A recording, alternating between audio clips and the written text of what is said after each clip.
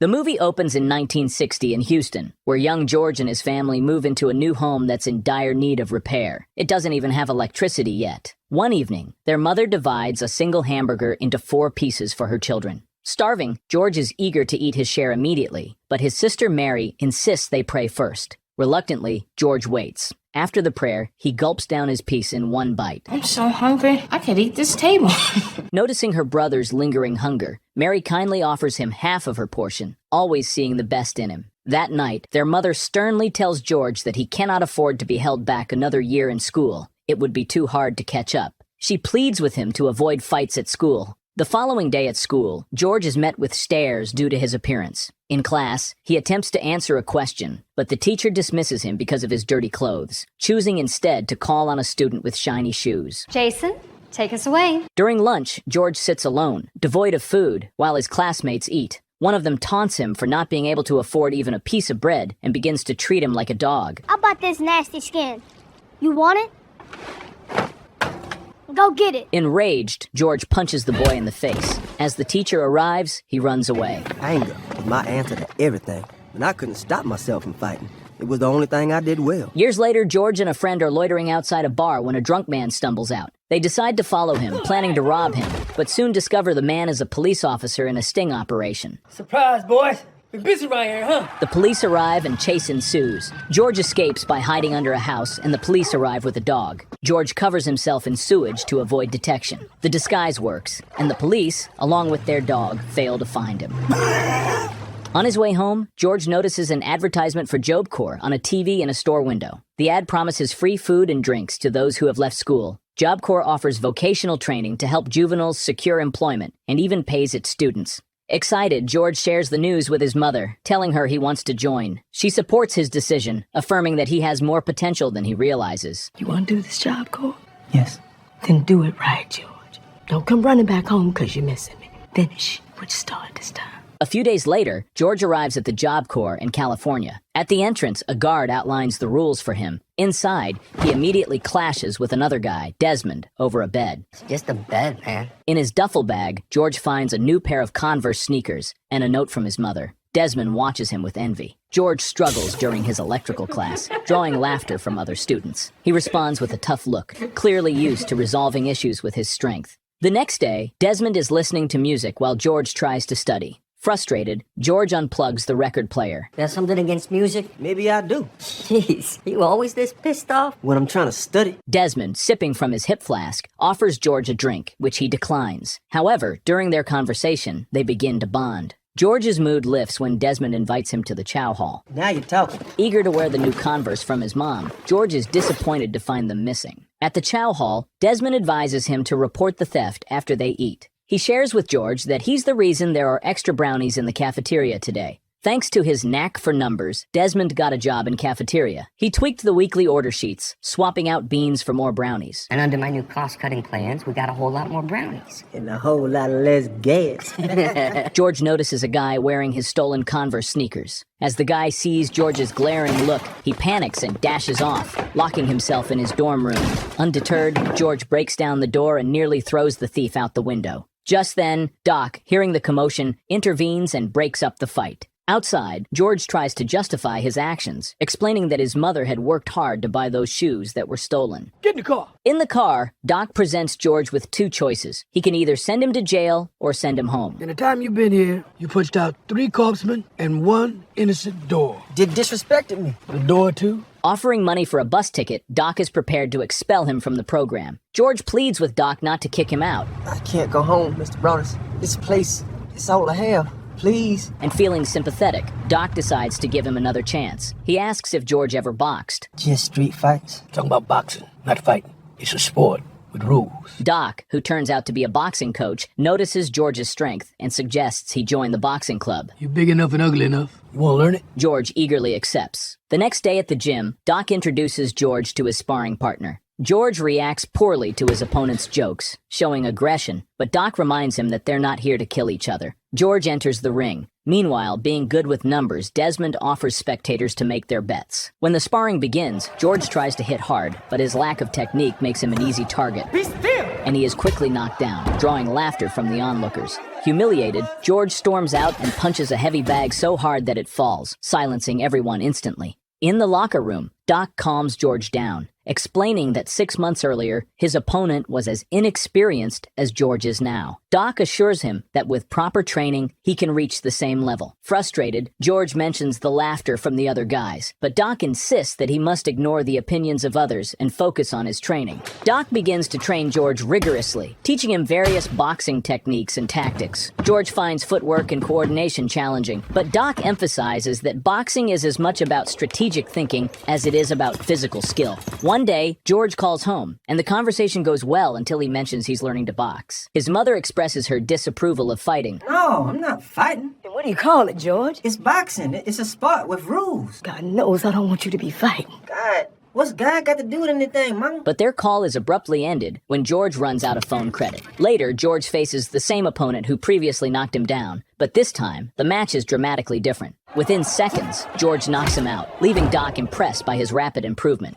George visits Doc in his office and learns that Doc was once a professional boxer who won his first 24 fights. Then what? Unfortunately, I had to trade one uniform for another. George shows him an article about Joe Frazier from a boxing magazine and declares his ambition to become the world champion. Doc, finding his eagerness endearing, advises him to temper his expectations and explains the extensive training required before competing at a professional level. When George inquires about the next Olympics, Doc informs him that although the Olympics are next year, he won't be ready to compete for another 5 years. 5 years? I'll be an old man. You got a punch like I've never seen. But even if you train harder than any man has ever trained, there is no way that you can make it to the Olympics next year. The scene shifts to the following summer. George, now 19 and having trained for only 1 year, faces a more experienced Soviet boxer. Commentators doubt his chances, but his family watches proudly from home, their eyes glued to the TV. Everyone at the Job Corps rallies behind George, and even his mother, despite her reservations about the violence, joins her children in front of the television. George delivers several decisive blows, winning the gold medal effortlessly. His victory brings mixed emotions for his mother, who struggles with the violence of the sport, while George, ecstatic, hoists the American flag. His siblings watch in awe, hardly believing that their brother has won his first Olympic gold medal at such a young age. The day after his victory, George proudly wears his gold medal as he strolls through his neighborhood. He encounters a former accomplice who criticizes him for raising the American flag after his fight, contrasting it with the significant protest by other black athletes who stood with bowed heads on the podium. He accuses George of disrespecting their cause. Frustrated and hurt, George goes to his mother and vents to her, expressing his exhaustion with being labeled a sellout by those around him. She soothes him. Let me make you something to eat. Anything you want. I'm not hungry. Well, let the Lord take me now. I never thought I'd hear that from you. And bolstered by her support, George vows to win the championship belt to earn everyone's respect. You gonna keep fighting? You gonna get hurt. Didn't you watch me? They don't hurt me. I hurt them. At the airport, George spots a stunning girl reading a sports magazine featuring him on the cover. He approaches her, and they strike up a conversation. Her name is Paula. As her flight is announced, she rushes off. George tries his best to get her number. Your footwork is better than your pickup game, George. She tells him to write his phone number, leaving him slightly flustered. I'm the one supposed to be asking for yours. George, do I look like the kind of woman that stands around by the phone? He scribbles his number, and after she leaves, he mumbles to himself. No, ma'am, you do not. Back at the gym, Doc introduces George to his new team. Dick Sadler, his promoter, and Archie Moore, the former light heavyweight champion. The morning you wake up to fight for that championship, the air tastes different. The sun look different. And only 2 men on this whole earth matter, and you're one of them. As George embarks on his quest for the heavyweight title, he defeats his opponents one by one, each victory bringing him closer to his goal. Under his coach's guidance, he prepares to face Joe Frazier. Meanwhile, Paula calls George, and they begin dating. She becomes a regular at his fights, supporting her boyfriend as he improves his record to 22-0.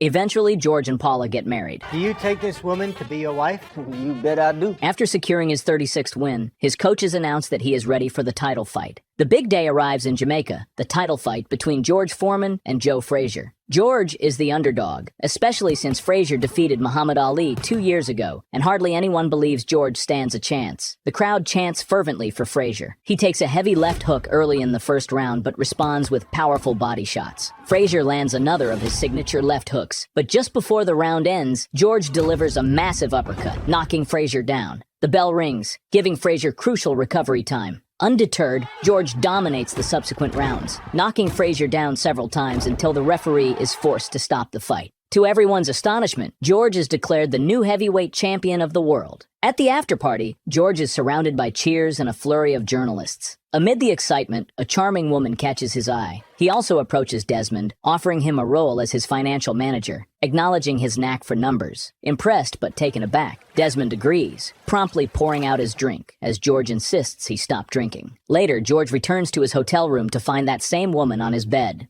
Despite his confusion, he lets her stay, and they share an intimate moment. However, the realization that he has cheated on his wife leaves George feeling deeply uncomfortable. The next morning, George watches an interview where Muhammad Ali mocks him, vowing to throw him back into the ghetto with one punch. George is infuriated by these words. A few months later, George hosts a family gathering at his luxurious mansion. He proudly shows his mother his collection of cars. Each car has its own personality. That's why you need 5 of them.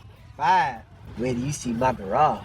He's delighted to see his daughter, but his interactions with his wife are noticeably distant. Just as they're about to eat, his mother reminds everyone to thank God for the food. God, I bought the food, Mama. During the meal, his sister Mary announces she's expecting a baby, and Desmond shares that he's invested all George's money into rock-solid stocks. Rock-solid stocks. I like the sound of that. Meanwhile, Paula steps away to answer a phone call, only to discover it's one of George's mistresses on the line. She confronts George about it. I was doing just fine before you came along. Oh, so you don't like this life now? I give you everything. I don't want everything. I want you. George can't even look her in the eyes. George then travels to the Democratic Republic of Congo to fight Muhammad Ali. In this country, Ali is revered as a hero, and almost everyone supports him. At the hotel, George encounters Ali entertaining a crowd of celebrities with a stand-up routine mocking George. Float like a butterfly, sting like a bee. His hands can't hit what his eyes can't see. Now you see me, now you don't. George thinks he will, but I know he won't. Claiming that the sports writers will regret underestimating him. When George approaches, the audience anticipates a response. George, we was just talking about a different fighter. But he chooses to walk away in silence, leaving Ali to continue captivating the spectators. Well, if he boxes how he does interviews, it's gonna be a short night. I feel sorry for Ali. Foreman could put him in the morgue. Due to Muhammad Ali's immense popularity in the country, the crowd chants the legendary phrase, Ali Bomaye, which means Ali, kill him. Despite this, commentators speculate that after Foreman's dominating performance against Frazier, Ali seems unlikely to stand a chance. As the fight begins, George takes control, landing several significant punches while Ali attempts to float like a butterfly and sting like a bee. Ali's continuous taunts and mockery only fuel George's anger. That's all you got, George? They told me you was bad, George. Let me see it. Throughout the fight, George aggressively pushes Ali against the ropes, delivering powerful punches. Ali demonstrates his defensive prowess, managing to counterattack periodically. However, George's aggressive style gradually drains his gas tank, visibly tiring him as the rounds progress, while Ali remains relatively fresh. During a break, while Dick and Archie urge George to keep up the pressure, Doc is visibly concerned by the advice, noticing George's increasing fatigue and slower movements. By the 8th round, it's clear that Foreman is exhausted, and Ali begins to dominate. He lands several forceful punches, eventually knocking Foreman down onto the canvas. Ali wins the fight by knockout, marking Foreman's first defeat. The audience erupts in admiration for their hero, Muhammad Ali. After his defeat, George reevaluates his life. Realizing that he had been blinded by his aggressive nature, he decides to make amends. He calls his wife, vowing to never leave her side again. But Paula, feeling detached and hurt, asks him to sign divorce papers instead. Seeking comfort, George visits his mother and confesses that he has dismissed Dick and Archie, blaming them for his loss. His mother supports his decision, offering him solace. Later, in an attempt to prove his strength and regain his pride, George decides to fight 5 boxers in one day. However, the rationale behind this challenge baffles everyone. Doc urges him to abandon this reckless idea before it's too late. During the event, Muhammad Ali joins the commentators. Heavyweight champion and world-class clown Muhammad Ali about to join me at the table. Clown? Howard, don't get hurt now. And as the fight progresses, he captures the crowd's attention, who chant his name. Ali! Ali! Frustrated and seeking redemption, George challenges Ali to a rematch, sparking an argument between them. Despite the distractions and tensions, George completes his daunting challenge, defeating all 5 fighters and knocking out 3 of them, demonstrating his enduring strength and skill. After the fight, Doc confronts George in the dressing room, questioning what he hoped to gain from fighting 5 opponents in one day. Respect. He advises George to return to fighting opponents one at a time. Their conversation is abruptly interrupted by a message for George. Rushing to the hospital, George learns that his pregnant sister Mary has started bleeding and was urgently hospitalized. Well, you tell them whatever it costs. I'll pay for it. We need the best doctors. We already got the best doctors, George. The baby needs a miracle. We need to pray. As doctors work to save the baby, his family begins to pray. Overwhelmed, George steps outside to pray, asking God why he would choose his sister's baby when Mary is the kindest person he knows. He pleads with God to take his life instead, if a life must be taken. The next morning, George is awakened by his mother. They go to Mary's room and find her holding a healthy baby, a miracle that doctors cannot explain. Say hi to your nephew, Lil George. Little George? Yeah, Mama told me you prayed. Whatever you said to him, it worked. In the next scene, George struggles during a fight against Jimmy Young, ultimately losing by unanimous decision. In the dressing room, a coach criticizes George harshly, telling him he's lost his chance at a rematch with Muhammad Ali. Overwhelmed and suffering from heat stroke, George hears a voice. Who said that? Nobody said nothing, George. Who said that? He collapses, losing consciousness. When he wakes up, Doc informs him that they thought he was dead. I was. Jesus Christ is alive in me.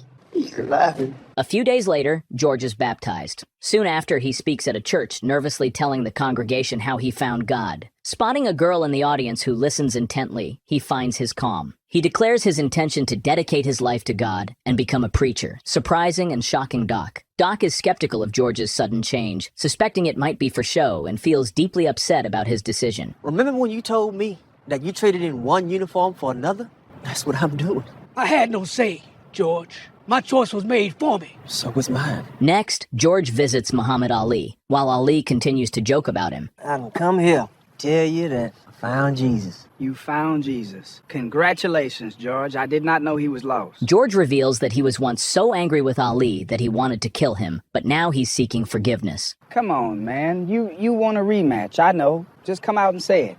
All you got to do is fight Kenny Norton one more time, knock him out. Then I'll give you another shot at the title, and then we'll both get paid, huh? Praise Jesus. George reassures him that it's not a joke, and after a heartfelt conversation, they reconcile and eventually become friends. George then visits his ex-wife and children. He apologizes sincerely for his past behavior, hoping to make amends. During his next visit to the church, he approaches the girl he noticed before and strikes up a conversation. She finds it hard to believe that a former boxer like him could truly transform into a preacher. In response, George takes a microphone and steps outside the church to preach and inspire passers-by to follow God. Although some mock him, he remains calm, showing his growth in handling anger. But the Lord changed my life. Was it the Lord who changed you? It was Jimmy Young. I seen him beat the hell out of you. The girl watches from a distance, impressed by his sincerity. Later during lunch, she apologizes for doubting him, explaining that his reputation had made her skeptical. Now, seeing his true intentions, she introduces herself as Mary, and they discover a mutual attraction. George drives her to an old abandoned church, sharing his dream of buying it to establish his own congregation. 7 years later, George's dream has come true. He preaches in his own church, supported by his wife, Mary, and their children. After a service, a woman approaches him with her grandson, asking George to train the boy who has fallen in with a bad crowd. Well, I'd sign up to train with Ali, but not the guy who lost to him. George declines, suggesting they find guidance in the Bible instead. A week later, while playing with his kids at home, George sees a news report that the boy was arrested for committing a crime. He feels a deep regret for not agreeing to train him. George discovers an old building ideal for his plans and instructs his financial manager to purchase it. We see Desmond is still struggling with drinking problems. They renovate the space, and within a few months, the gym is thriving with students. George hires several coaches and even dedicates a section of the gym as the Muhammad Ali study hall. However, a year after opening, during a class, the electricity suddenly goes out. The power company reveals that they have not received any payments. Worse, Desmond is nowhere to be found. Frantic, George visits the bank and learns that Desmond invested all his money in high-risk stocks, which have now tanked, leaving his investment account empty. He put them into solid stocks to set me up for life. No, these were all high-risk gambles. The bank threatens to repossess the property, including his mother's house. Enraged, George got the whole town looking for Desmond. Despite his anger, his mother urges him to forgive Desmond. George eventually finds Desmond in a bar trying to escape. George catches him up and nearly kills him. Realizing what he's doing, George forgives Desmond. To salvage his financial situation, George resorts to starring in a sauce commercial and selling merchandise. Despite these efforts, his wife Mary informs him that they are still far from resolving their financial crisis. As the bank begins to seize his property, George sinks into depression. He dusts off his old boxing gear, trying to reconnect with his past as a boxer. He confides in Mary that he has asked a friend to give the upcoming sermon in his place, feeling he can't preach on living rightly when he's lost everything. He wants to fight again, and Mary is against it. She's afraid his rage can come back. It's only two things I know how to do. That's box and preach.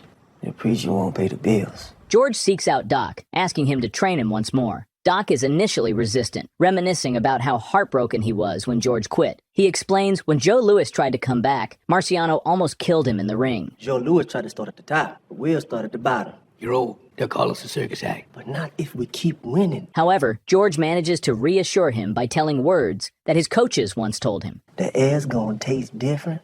The sun, that's gonna look different. And only two men on this whole earth is gonna matter. And we'll be the both of them. Hearing this, Doc's eyes immediately light up. He says George need to lose weight first, and then they can start training. Motivated, George struggles into his old gym clothes. I think my gym clothes shrunk. He begins training with his son. Hey, George, take it easy, man. You're gonna have a heart attack. That's nasty, George. He has hard time during workouts, supported unexpectedly by Mary, who helps him stick to his diet. After months of effort, George successfully makes weight and returns to Doc, ready to train fully. During a sparring session, George's speed is lacking, and he struggles to keep up with his opponent. Doc assures him they will adapt his style with new techniques. In the middle of the night, Mary wakes from a vivid dream. In the morning, she tells George that she had a dream. In the dream, the Lord spoke to her and showed her a vision of George winning the heavyweight championship again. He's gonna lift you up in the middle of that ring, so you'll lift him up in front of millions of people. Before his comeback fight, Doc suggests they need George's old anger to win, but George insists on approaching the fight without succumbing to his rage. It's fight. It's boxing. It's a sport. With rules. George enters the ring against Steve Zowski, telling Doc that he's scared to take his robe off in front of all these people. Last time they saw me, I looked like Superman. So now you look like the Michelin Man. This ain't no beauty contest. Everyone notices George is overweight. As the fight begins, George acts too calmly, even holding back his anger after getting punched after the bell. In the second round, George begins to dominate, leaving no chance for Zowski. Seeing that his opponent can't fight back, Foreman demands that the referee stop the fight. Stop the fight. Do your job. Come on. News of George's triumphant return spreads, celebrating him as a hero to fat, old, bald guys everywhere, marking a remarkable comeback not just in boxing, but in his personal journey as well. After a remarkable streak of 24 wins, 42-year-old George Foreman faces reigning champion Evander Holyfield in a match billed as the Battle of the Ages. Despite a valiant effort, George loses by unanimous decision. Post-fight, when he visits his bank, all the employees cheer for him. Although he didn't win the match, George is stunned by a payment of $12 million from HBO for the fight. Despite the financial windfall, he tells Mary that his job isn't over yet. Maybe I heard him wrong, George. You heard him right. He did his part. We have to do ours. 3 years later, Michael Moorer defeats Holyfield to win the title, and now George is a contender once again. At 45, no one believes George stands a chance against the 26-year-old Moorer, a powerhouse with 30 wins by knockout and the first southpaw heavyweight champion. Moorer's undefeated record and formidable prowess make him a daunting opponent. How can you beat that man? As the fight unfolds, Moorer dominates the early rounds, with George barely hanging on. Everyone at his gym, including his mother, roots for him. After the 9th round, his cornermen suggest he should throw in the towel. 9 rounds against the best in the world. There's no shame, son. However, in the 10th round, George lands a devastating right hand, knocking Moorer to the canvas. Against all odds, George Foreman wins the title, becoming the oldest heavyweight champion in history. Thank you. Thank you. We did it. We did it. The movie then reveals that at 45 years old, George regained the heavyweight title after losing it 20 years before. George and Muhammad Ali became great friends, speaking by phone almost every day for the rest of Ali's life. In 1998, Charles "Doc" Broaddus was inducted into the World Boxing Hall of Fame. Today, George